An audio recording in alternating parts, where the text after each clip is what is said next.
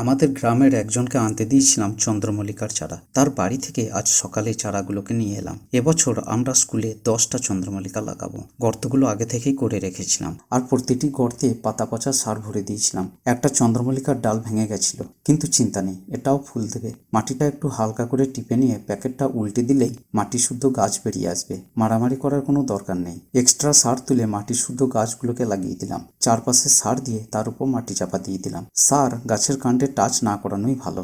School শুরু হতে এখন অনেক দেরি ছিল। 2 থেকে 4 জন বাচ্চা এসেছে।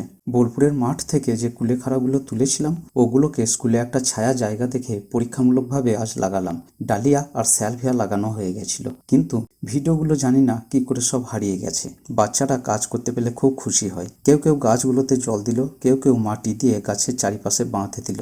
বোলপুরের এক স্কুলে বড় চালতা গাছ দেখে আমাদের স্কুলে যে চালতাটা লাগিয়েছিলাম সেটা বেশ বড় হয়েছে, তাই বস্তাটা সরিয়ে দিলাম। কি সুন্দর এর পাতা। স্কুল আওয়ার শেষে আমার বাচ্চারা আলু এনে দিল, কারণ এনারা দর্শন দিতে এসেছেন।